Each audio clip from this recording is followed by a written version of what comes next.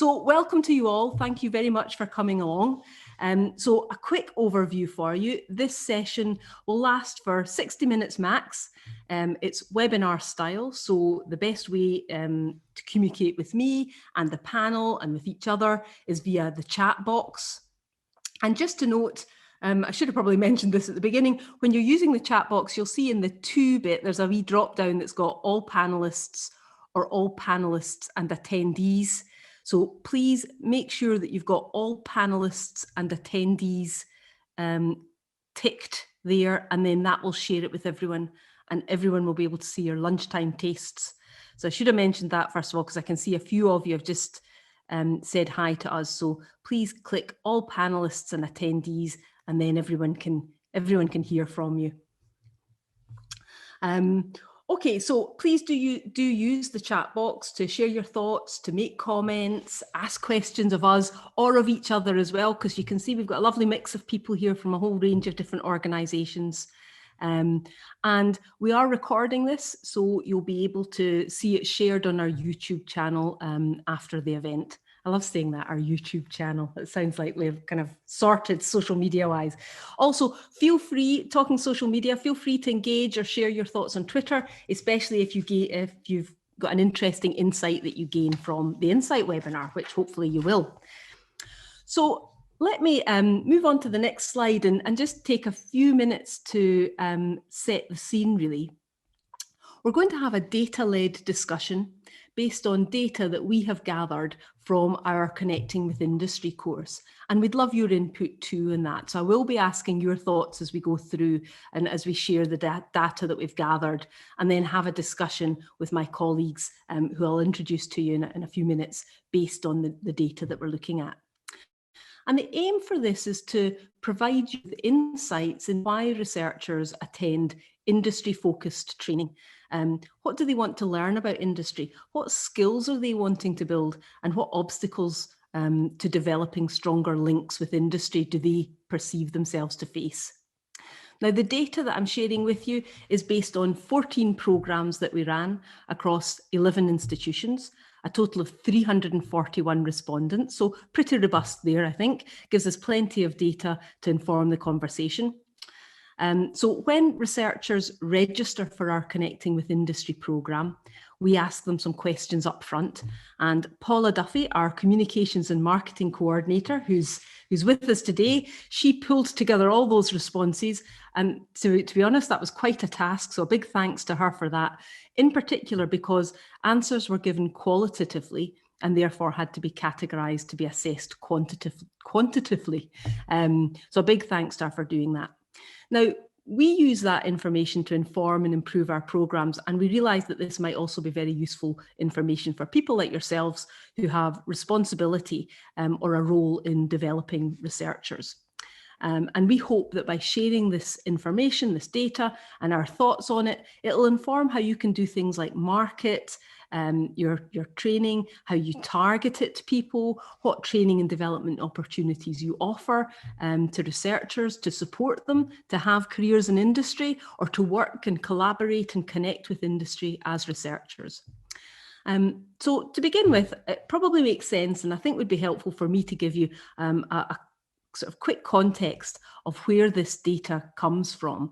And so we run a programme called Connecting with Industry, which is specifically designed for PhD students and early career researchers. So we will share the landing page with you so that you can check it out if you want more information about it. So hopefully I'll have someone can share that with you in the chat box. Maybe Paula, if you're able to track that down and share that in the chat box, it'll give you a little bit more information, because I don't want to go into too much detail today, but I just feel like I need to give you a wee bit of a sense of the content so that you better understand who might be attracted to it. So it's a 6-week online programme. Each week, participants have a half-hour e-learning module, then 2 hours of live sessions with their peers, that includes guest speakers from industry, and then there's individual homework application activities. So by the end of the course, they've completed a personal industry learning log. I think maybe Paula's having struggles sharing that. So maybe Zach or Rachel, if you're able to access the link for the Connecting with Industry landing page. Oh, there we go. She's got it, fab. Okay, so you can see on there a little bit more about it, but just to give you a sense of the modules so that you understand the content that people are signing up to do. We've got exploring opportunities in industry, discovering where you add value in industry, speaking the language of business, communicating your value to industry, positioning yourself as an expert to industry, and building meaningful relationships with industry. Now, we've run this program 17 times in the last 12 months, and that's for things like Impact Accelerator accounts, doctoral training partnerships, centres for doctoral training, multidisciplinary cohorts through researcher development teams, the kind of universities that have been involved. That's been King's College London, Glasgow, Durham, Oxford, York, Leeds, Essex, Loughborough, Sheffield, Southampton, Birmingham, and through CDTs and DTPs that really widens out as well. We've run it for social scientists, we've run it for health scientists, physical sciences and engineering, life sciences, and multidisciplinary teams. We haven't run it yet for arts and humanities groups, and we'd love to have the chance to do that because I think we'd learn a lot from doing that too. Average engagement is sitting around 89 to 90% across a 6-week programme. So, oh yes, Claire, yes, absolutely. We've just run it at Essex for a group of a multidisciplinary group. So that's a whistle-stop tour of the programme. And let me just introduce who we are. We work a lot with researchers, lots of great trainers working for us, subject matter experts, and a whole range of transferable skills. Of course, everything is online at the moment, and we think we'll be doing a lot more online work in future too. But if you can look at that lovely picture from a residential programme, it's so nice to get together with people too in real life. So now we've got 3 panel members today, including myself, all giving our own perspective on the data. I'm Alison Gray. I started Skillfluence in 2015 and have been developing our training programs and delivery models since then. Now, please let me introduce you to my colleague, Zach Sorrells. So Zach, there you are. Welcome. If you would like to introduce yourself, maybe take yourself out. Here we go. Oh, well, hello. Hi, everyone. My name is Zach Sorrells. I am the head of innovation and industry engagement at Skillfluence, and I've had the delight of kind of being one of the lead developers for the Connecting with Industry program from its very kind of first take. Worked in industry for the last 22 years. I'm not an academic. Maybe the most relevant kind of experience that I've had is I was involved in a project funded by the US government a while back to build an innovation marketplace, which was all about connecting industry and academia and trying to break down those barriers and make those connections. So a lot of those principles and ideas that we developed, that was working on about 10 years ago, have started to show up in some of these things. So that's my perspective on this. I've run this, I guess, I don't know, of the 17 times, maybe 8 or so times. So a lot of opportunity to work with folks around this program. So that's me. Brilliant. Thank you, Zach. Lovely. And let me also introduce our training operations manager, Rachel Clark. Welcome, Rachel. Thanks, Alison. Hi, everyone. As Alison said, I'm the training operations manager here at Skillfluence. I've been here almost a year to the day, which has flown. I've spent 15 years at Strathclyde University before that in various research business development roles. But I'll probably bring some previous experience of managing skills training programs at the Industrial Biotech Innovation Centre, where we had over 75 PhD students at any one time working with industry. And even before that in my career, when I managed a cohort of 45 PhD students and early career researchers to get experience project managing industry engagement projects between an academic and an industry contact. Brilliant. So lots of relevant and interesting experience. And of course, we've been doing this for a year now. We've also got Joanne Haggerty here, who is on chat box duty. She has also run a big number of the Connecting with Industry programs. So she's there to answer questions and make comment in the chat box too. Okay, so welcome to our panelists, but before we launch into conversation, I'd like to start by looking at the data. We did promise you some data. So I want to do that by, first of all, asking you, what do you think is the most common reason that researchers would come along or take part in connecting with industry in a program that's titled that and has the kind of content that we mentioned before?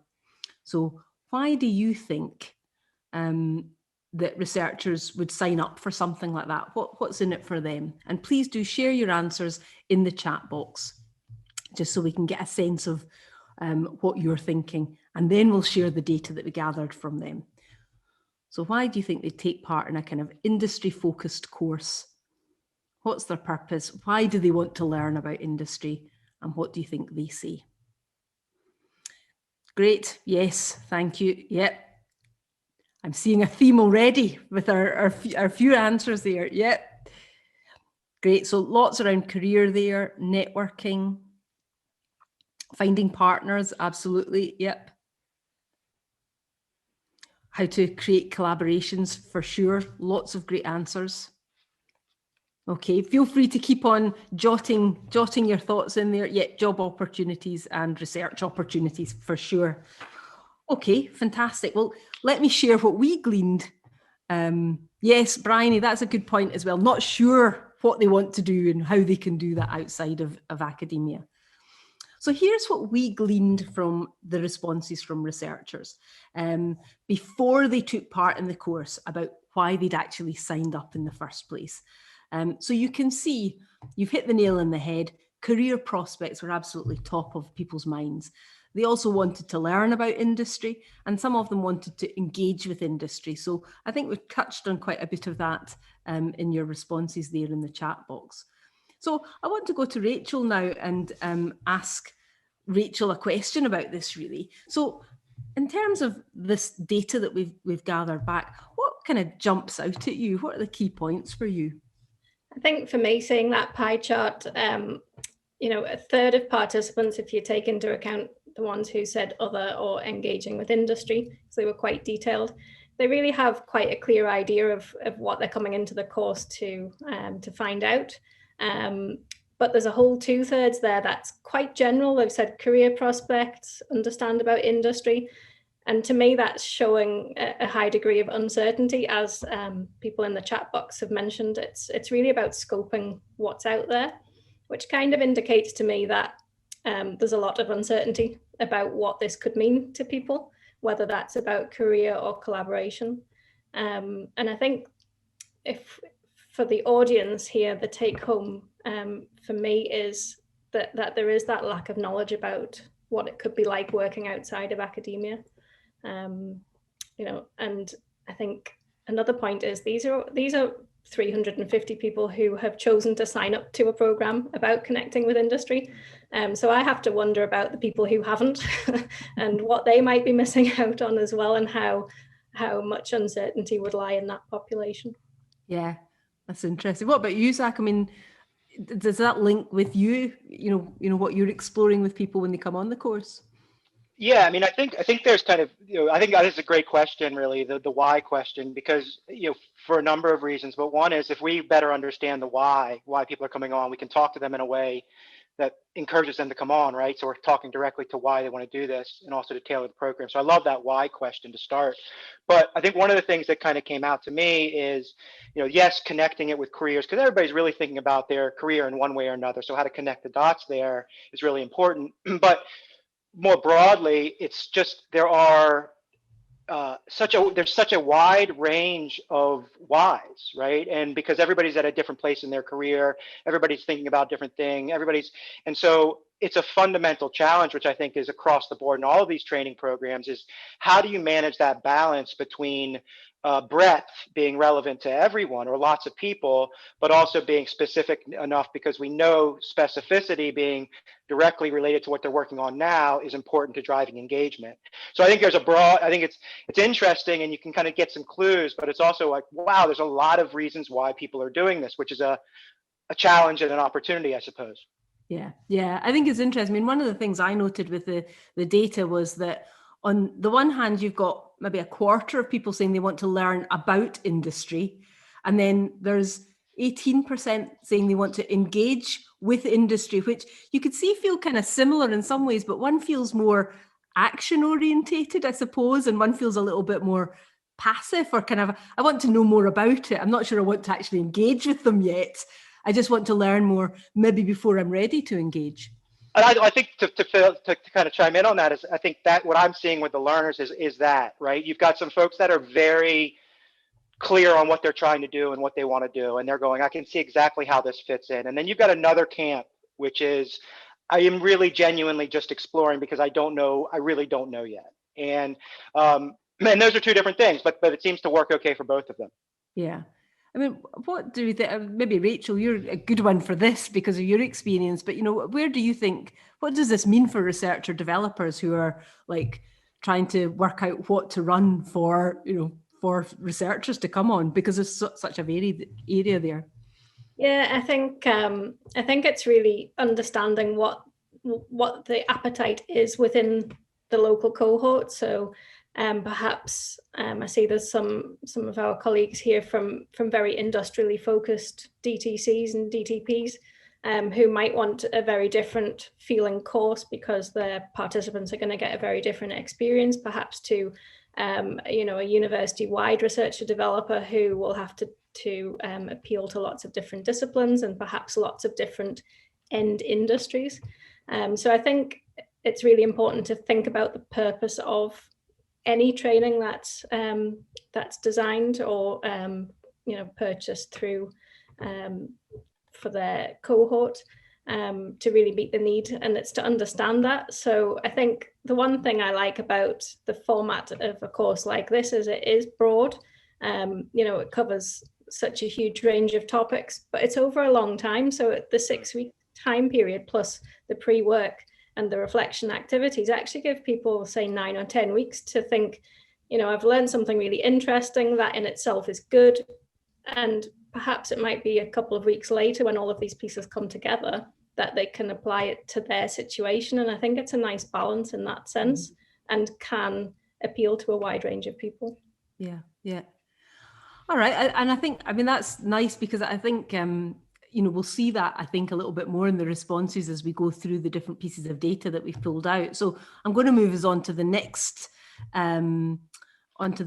element. And this is great because you now get the chance. We've included some interactive elements, gone fancy here for you.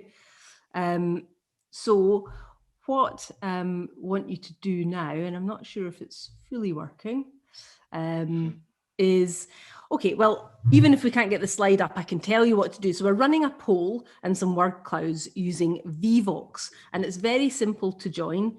Yep, there it is in the chat box. So if you open a new browser window or a new on your phone, you can just type in vvox.app just into the search bar. Just type in vvox.app, and that should immediately, you'll see a screen that says enter ID, and you can see the ID in the front page there. So it's 183-506-213. And that should connect you to the session. Voila, hopefully that has worked very straightforwardly for you. You should immediately see a screen. Let us know in chat if that's working or not working for you. Okay, yep, great, okay. That's a thumbs up from Fiona, got it. Okay, so that's good, okay. At least it's working for some of you, so that's a good sign. So just type in vvox.app, and now all you really need to do is follow the on-screen instructions that will tell you what to do next. So let us, that's great. Yes, you're just in the welcome screen just now, so that's perfect. So now we're just going to start the first question. So which one of these did a course participant say was a question that they would like to ask industry? Which one of these? So choose an option and just press send. Once you've chosen your option, just press send and we will start to see, I'm doing it as well, so we will start to see, okay, the ID number. Can we put the ID number into the chat box? It's up in the top screen, top right as well. Oh yeah, so there you go. You can see it up in the top right. So 183-506-213 in the top right of the slide there. I love this, Alison. We're doing real-time problem solving here. This is great. I know. This is new for us. It's like we're a team. We're a team. It's not just us. It's like the participants are figuring it. It's great. Like I feel like you're all here with us, managing this new system that we're trying out. Okay, so I think hopefully, yep. Hopefully you should be able to see some answers to that now.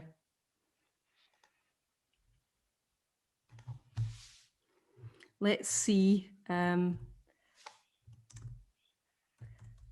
see what folk have said.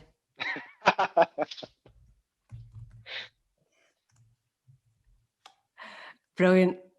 I knew that would be appealing to you. I knew you wouldn't be able to help yourself. You'd get called towards that one. Very good. So how do I manage my predisposition to call BS in a corporate speak? Do I have to clock in? Yeah. So in fact, it's one of those ones, they're all true. These are all questions. I mean, I love the fact, I really like that we ask people, what questions would you want to ask industry? So these are all ones that we have been asked that folk would like to ask industry. And we've had quite a few out there questions, a whole range of interesting and unexpected responses to this question, including some real corkers, such as, if you're qualified enough for a position, why do you have to pass a myriad of tests to get the job? How can you ensure your job ends at 5 p.m. and you have free weekends? Tell me the answer to that one. How to avoid having to take on boring work, dull clients, or hopeless places? So, yeah, all these get answered in the course. And just, I love, I think this is almost my favorite one. Just, how are things done? It's that kind of like, I just don't know where to start. How are things done? So let's have a look at the overview of all the answers now. Hopefully you can see them up. And please keep your VVox screen going on in the background, because we'll come back to that. So here's an overview of the trends and what people wanted to ask of industry. So top response with nearly a quarter is around about the nuts and bolts of working with industry. And I guess how they can work with industry. And a close second is preparing for industry and where their relevance lies.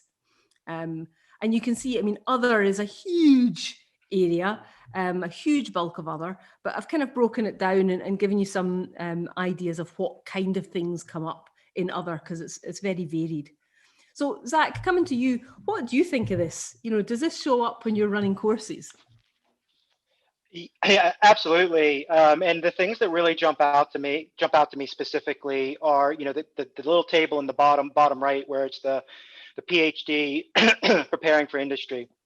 And by the way, you know, me laughing at those responses, I'm laughing with, not at, because it's a challenge. You know, it's real, right? We don't know these things, and we don't, and those are genuine, authentic, real questions that people have that are causing anxiety and concern. So yeah, we have to understand how to answer some of those questions, because by doing that, we increase confidence around this. Okay, so I'm laughing with, not at, absolutely, 100%. And the thing is that the box on the bottom right where it says PhD preparing for industry, PhD relevance and usefulness, and important skills or qualifications, I kind of think you can almost bucket those together in a way. And so I think that PhD relevance useful element is even larger than that 38%, because fundamentally it's like, how is what I'm learning going to be useful? What skills do I need to be useful, to be valuable in industry?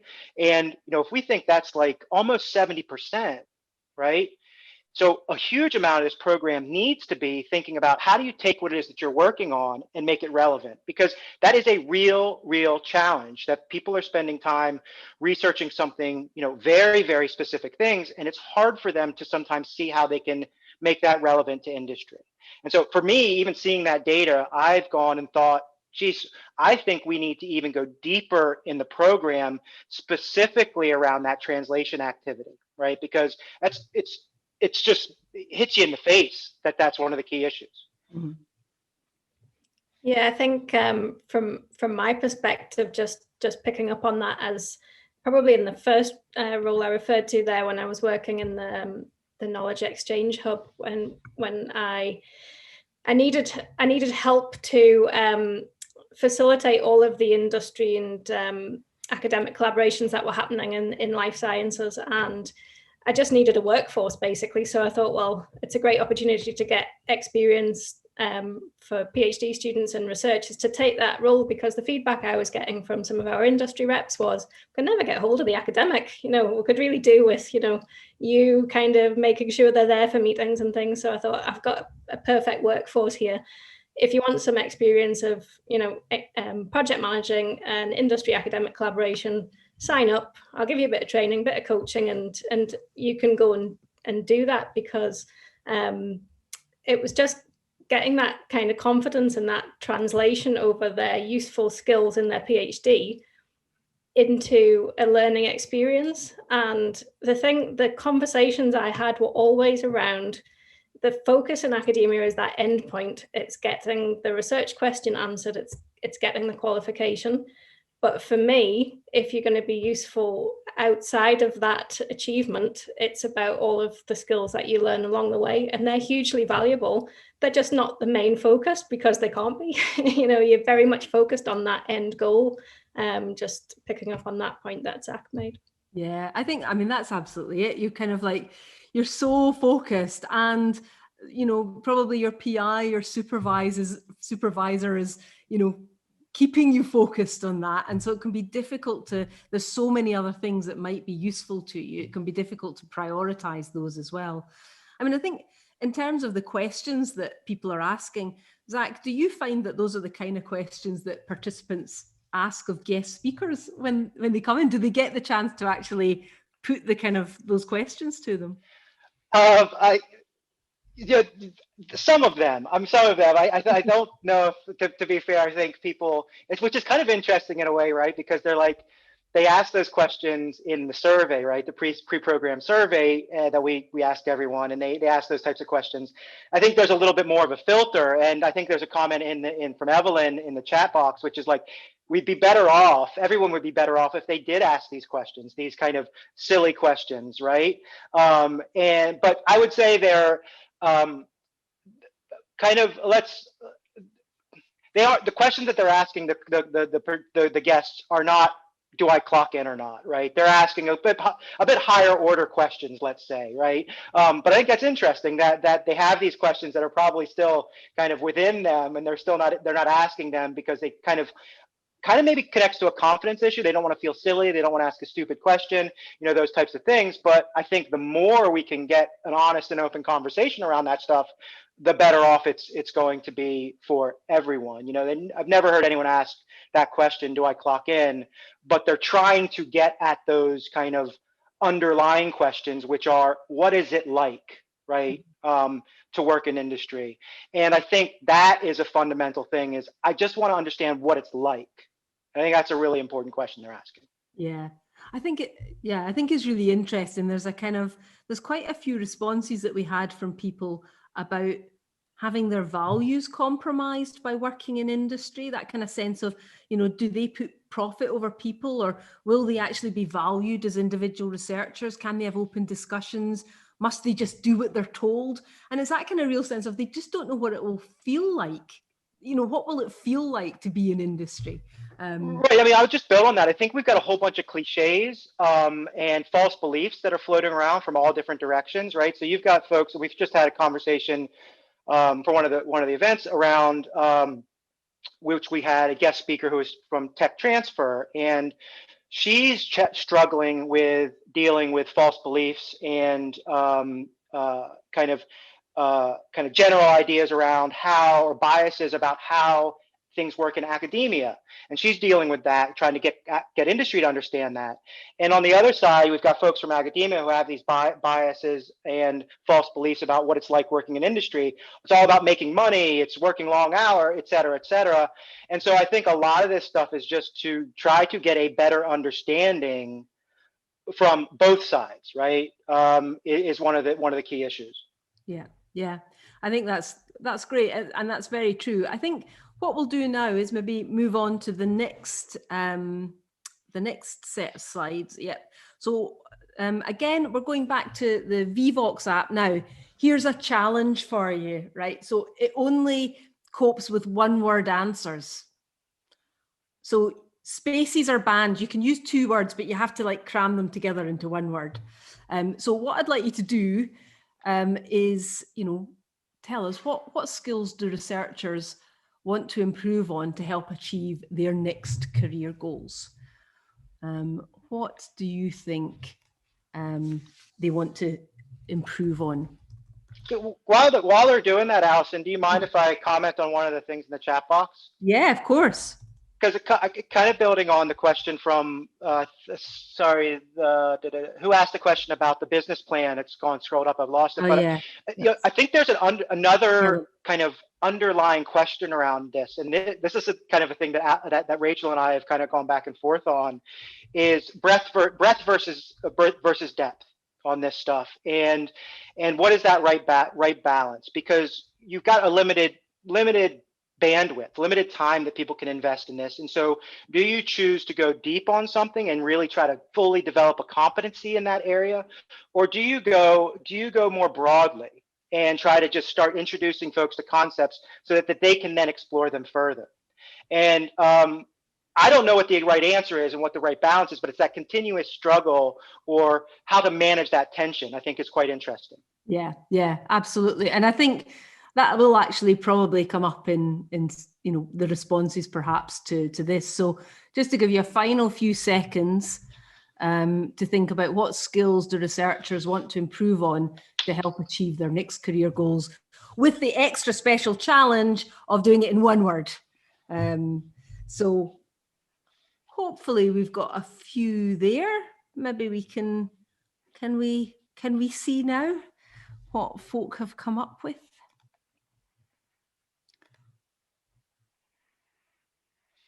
Yeah, looks like that's doing something. So gathering all the information together. Yeah, okay. Yeah, that's quite good. Looks nice. I think we can see some definite themes there. Definitely communication and networking, teamwork, transferable skills. Yep, confidence. That's a good one. Project management. Yep. Lots of interesting ones there. Good call. So let's have a look at the responses from researchers. Yeah, so as you can see, you hit the nail on the head. Communication and networking are they are the top. And I guess some of the other elements that come up could, in a wider sense, be included in communication. So things like talking with industry, promoting self, networking are all quite closely aligned. We also had quite a lot of responses around understanding the work etiquette and structure and so on. And confidence is absolutely there as well.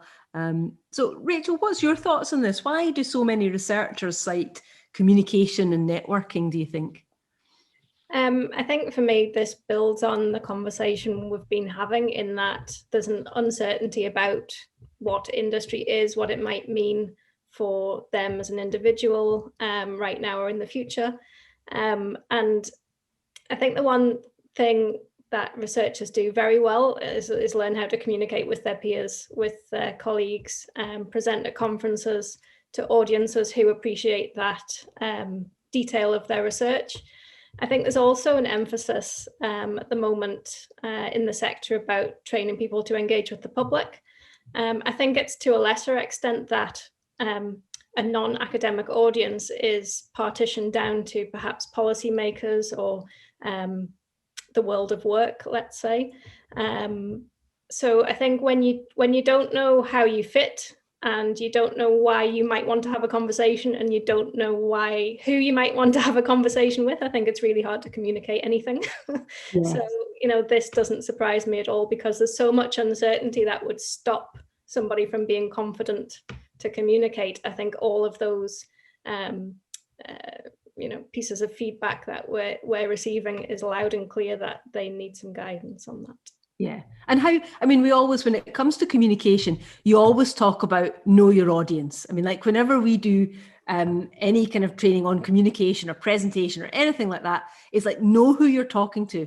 And we've just seen that they don't know really who they're talking to. We've just seen that they don't really understand industry. So, extra hard then, you might have some of the tools and techniques to communicate, but because you don't know your audience well enough, how do you actually do that? So purpose, people, process, for me is always something that comes to mind. Why am I having this conversation? Who is it with? And how am I going to do that? Which media outlet am I using? And that message changes depending on those three reasons. And if they can't picture the profile of the person they're speaking to, what position they have in industry, why they might be wanting to have that conversation, then I'm not surprised that there's a real uncertainty over where to start. I mean, Zach, the communication and networking elements of the course always get the most feedback at the end of course survey. I mean, they must be hugely popular, and I can only imagine, having not had the chance to sit through one of the sessions, they're extremely engaging. I mean, do you see them get a lot from that? Because I certainly see it from a feedback perspective. Yeah, I mean, I see I don't want to kind of over egg it, but I see breakthrough moments, like literally breakthrough moments around communication and networking, where they are able to start to communicate what it is that they're working on and their value, and they're in a way that they haven't before, and it just kind of, there's this light bulb moment that happens where it's like, oh, wait a second. If I talk about it this way, I see exactly how it's relevant, and I can add value, right? And they get responses to that too, because when they're talking with the guest speakers and things, they're starting to get that positive response to how they're communicating and talking about things. So that builds confidence, and the act of actually getting them to go out and do some networking and connect with folks, and that people respond to them and want to connect with them, and they're like, whoa, this is actually doable. So around communication networking, again, I literally see breakthrough things happening where it's just getting them to kind of just get that first initial success, or start to experience success and see some of these things working, and it starts to build momentum. I love the fact that people are asking for so much around communication. I love it, because I think, my belief is that all of this is a communications challenge, fundamentally. To your point, it's those elements of understanding who you're talking to, understanding what their needs are, understanding what you've got to offer, and being able to communicate that effectively. And so much good stuff can be derived from high quality communication. So I love that. And I want to do more on communication, right? But I think this is entirely reflective of what I'm seeing. Yeah. I mean, I think also, communication networking is massive. I think confidence links in with that. My sense as it is, but there's also like a whole range of other things again. So there's all the kind of good stuff around like leadership and project management, sales, negotiation, finance. There's so many elements to it, writing project proposals and grant applications. People want to know about all these elements, because they're all kind of relevant, really. So they need to build all these skills. You can't be fantastic at everything, but if you can get some underpinning knowledge that will allow you to feel confident enough to go into an industry setting, whether that's to talk to someone from industry or apply for a job, then it's just giving them enough as a base to feel like I'm not, I've got some knowledge about what I'm walking into here. Can I add one comment? Go ahead, Rachel. Sorry. I was just going to say, it's just drawing on my experience of working at and bringing those researchers into the industry academic collaborations. They have a lot of these skills from managing their own research. It's just making that link that you can apply those skills to a different context. It's the same project management process. it's, you know, it's the same way that you construct a financial forecast or monitor your spend on your budget and things like that. It's just making that experiential learning into a different context. And, you know, as light bulb moments happened with communication, you see that in the project management of a collaboration. You know, they don't have to worry about their research being the collaboration, they're managing somebody else's, and it's, you know, it's really easy to apply those skills. So I think it is about experience there. I think one of the things that comes up around this as well is this confidence, and it's there's so much around the confidence to go out and kind of get started. And what's like I find just fascinating and a challenge is that the people that are going on this program are extremely intelligent, extremely hardworking, getting some of the best training on the planet. And we're dealing with, and there's a lack of confidence about the ability to go out and talk to people about some of this stuff. Like what's going, like, this is it. Like you guys are like literally the top 1% of the world in the skills that you're developing. And there's a confidence issue, which I just think is fascinating, because you would think that these would be people that would have uber confidence levels. And so it's a really interesting thing to kind of work around. One thing I would love to learn more about, and I asked this question, is communication is such a broad category, right?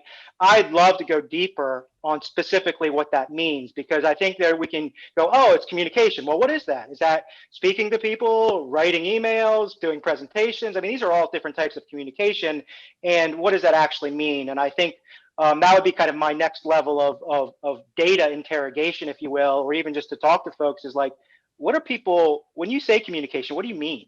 Like, what is that thing that you're thinking about? Yeah, I think what I would say is that let's move on to the next, and this is the kind of final question that we have for folk, because to me, this is a bit of the flip of what we're talking about there. And the question is, you know, what obstacles are preventing researchers from building stronger links with industry? And I'll ask you all to have a look on Vivox and put in your responses there. And if you're able to do that in one word, or a kind of squeezed together word so it shows up okay, then please do that. Think of it as a challenge to try and think of it in one word. I'll give you a couple of minutes just to have a think about that. What obstacles are preventing researchers, or why do researchers struggle to build strong links with industry? What obstacles are they facing?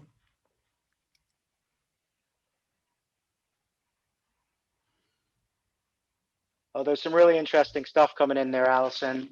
There's Catherine and Anne and Lenny. Oh, so there is. I wasn't focusing on chat there, so there is. Let's have a quick peek. It's kind of, yeah. Hi, Anne. Yeah, so the challenge is also to develop confidence where there's very limited suite of communication management styles they see. Yeah, that is a really good point. So they're in one environment, and so how do they learn about other styles and other methods? Yeah. Yeah.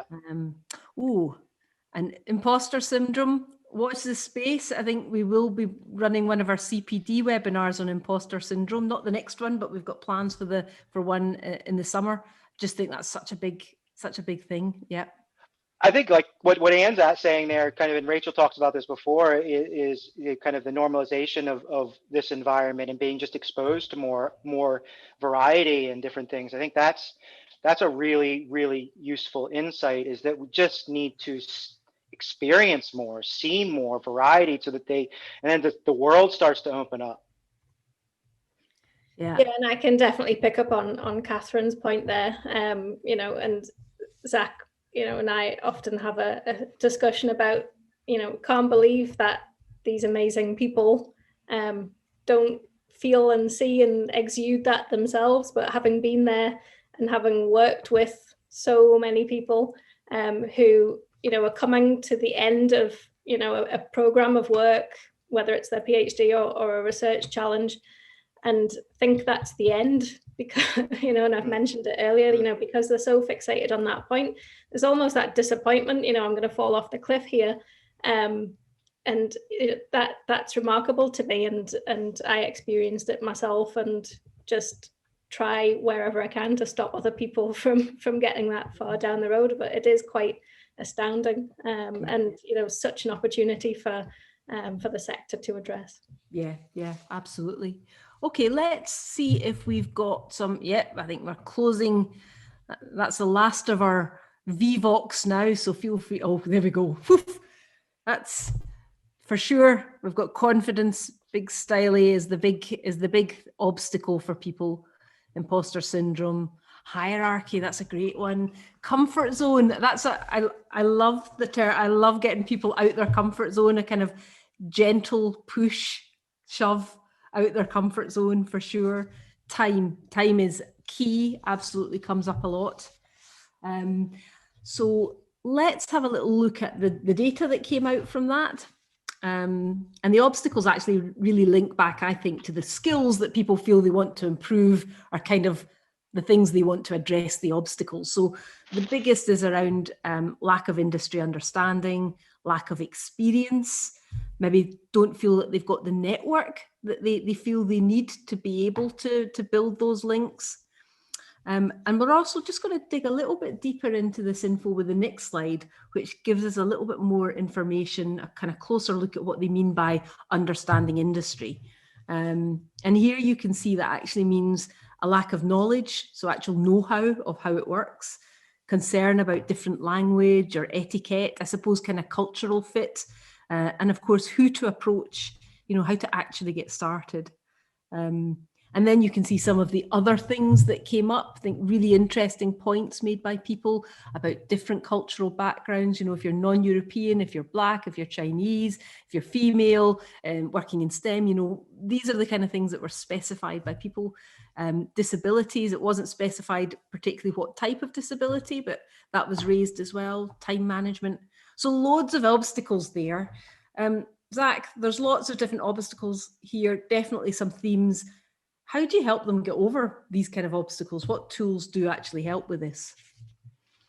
Yeah, so this is, I love this question as well, because as a content developer, as a program developer, as a trainer, I love going straight after those obstacles, right? So it's like, if you'd say, you know, do different things, like, what do you want to learn? Great, that's useful information. Excellent.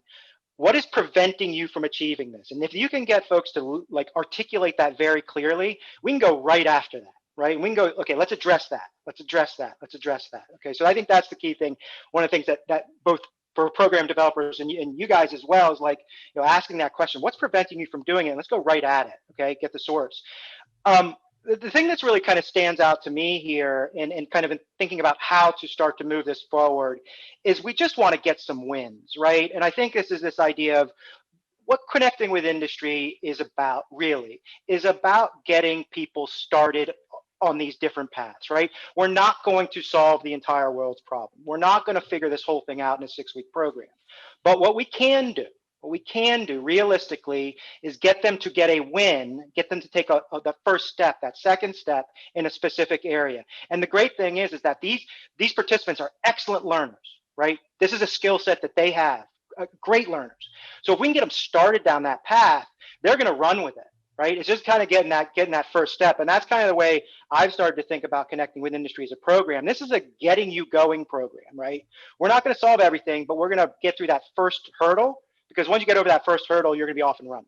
Yeah, I mean, it's a really good point about them being very smart folk and very quick learners. And that's really true. But sometimes, and that goes back, I think, to when I was talking about the comfort zone thing, they're comfortable in learning if it's information rich.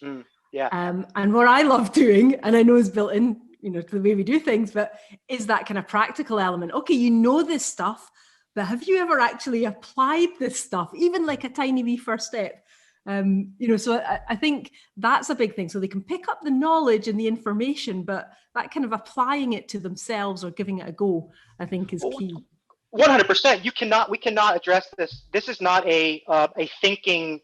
You can't solve this problem by thinking, about it. You can't solve this problem by reading about it.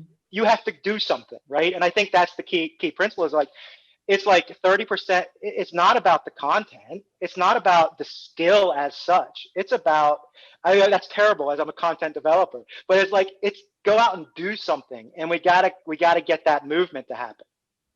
It's providing that safe space and the structure though, to be able to offer that. So, you know, you're signing up to be absorbed in the 6-week program, and it just gives you that permission a little bit to test something in, you know, it might be the safe environment of, you know, a breakout group within the live session, but, you know, it might more realistically be reflecting on that and sending an email, you know, or a note via LinkedIn or something like that. And it's just like, oh, I've just been given permission to do this. I'm gonna take risk now that I can picture where it might take me, and that there's no danger ahead.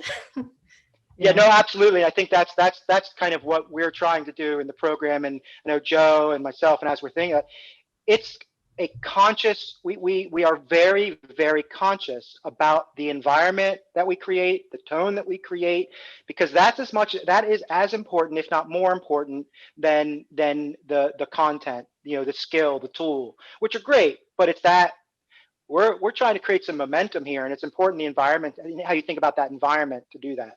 Yeah, I think I'm going to pick up on a couple of things. We need to finish up, but a couple of things that have come up that I think are really nice in the chat box. So Anne's mentioned, you know, there is that element. This is another obstacle, really. There's that element of, you know, don't share this with people, because you've got to be concerned about IP and what can you tell people. And I think part of that is that kind of sense of they are other. And so you're unsure about that. And then there's also, so Teresa, I think it is saying, definitely some judgment about, you know, the best going to work elsewhere isn't as valid. And I think someone had mentioned, going back, Ian, yes, you know, like if you leave, you'll never be allowed back. So there's just all these things rumbling around in people's heads about that kind of uncertainty and unsureness, really. Yeah, lots of interesting points there.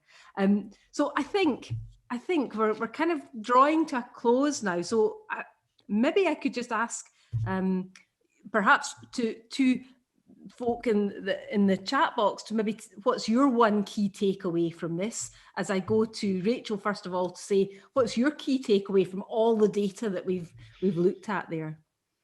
I think for me, the data, you know, really mirrors my experience of working in the sector. There's a tension there. There's an interest in doing something. There's an interest in understanding. The tension is over the confidence to actually get started. And if we as a sector can look at any opportunity to increase confidence, give experiential learning opportunities, and look at how to communicate with different audiences through any kind of training, then to me they are the most important things to constantly have in the back of our minds when we're working with researchers. Yeah, that's a great point. Thank you for that, Rachel. And yet, feel free to share in the chat box if you've got any key kind of takeaways from what we've been talking about. Zach, what about yourself? Key takeaway? Yeah, can I have two? You can have two if you're quick. Listen, I'm always going to ask permission first. I know who the boss is here, but so I've got one is an insight that just happened now, literally, because it's these conversations that I think are extremely valuable, and you talk through it. And obviously, we talked through this before, but you know, Anne's comment about just there is a lack of diversity in that environment. They don't have role models, if you will, to see what that's like. I think that's huge. That's an insight for me just now. It's just like, how do we get them more exposure to that, right? I think that's really valuable. And how do we do that? I think that conversations that we do helps with that, but there's more we can do. The thing that really struck me when we were talking about the prep for this, right? We were talking through this, was this a fundamental issue is a mindset issue, I believe, which is thinking about the PhD and the research and everything as an outcome as opposed to a journey. And, you know, it's outcome focused, where I need to finish this, I need to complete this, and that's how I measure success. Versus measuring success is the quality of the journey and the quality of the experience, because life is not over when you finish that thing.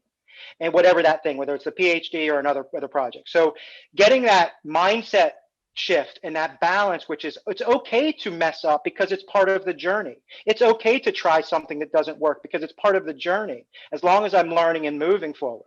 Now, I totally get that's a bit like Shangri-La. We just want to focus on the journey, and that's not realistic either.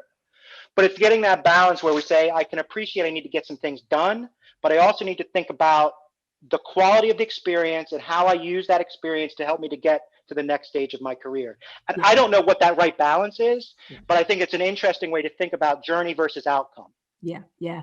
Interesting points, and some nice points in the chat box as well. And for me, just very quick, is really just, it's about growing confidence in people, and just keeping on, giving them opportunities to learn more about something that they feel underconfident in. So, different opportunities will be different way for researcher developers to do that.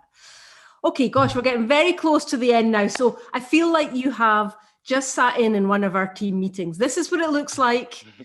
It's noisy. There's always a lot of conversation. So thank you very much for joining us. I'm going to just share a screen with you that's got the QR code if you would like to stay connected. So you can join our mailing list. Just hold your camera up to it. It just automatically brings up, magic. So yeah, Joanne, you're right. There was less cake. Today than usually at the team meetings. So feel free to join in and learn more about workshops and webinars we've got coming up. Then just finally, a thank you for attending. Lots of nice comments, lots of great comments in the side there, lots of interesting discussion. Hopefully a recording is going to be available on our YouTube channel. Do get involved. Please feel free to tweet a takeaway from the webinar. You can connect with us at Skillfluence. Thank you very much for Paula for being in the background and pulling all this info together. Thanks to Joanne for being in chat box. Thank you very much to Zach and Rachel for your insightful comments. And thank you very much for joining us. So have a good rest of your day, and please get in touch if there's anything that you would like to learn more about what we've been talking about. So please do get in touch with myself. You can see my email address there, alison@skillfluence.co.uk. Anything you want to know, just let me know. Okay, thanks very much, and goodbye. All right. Bye.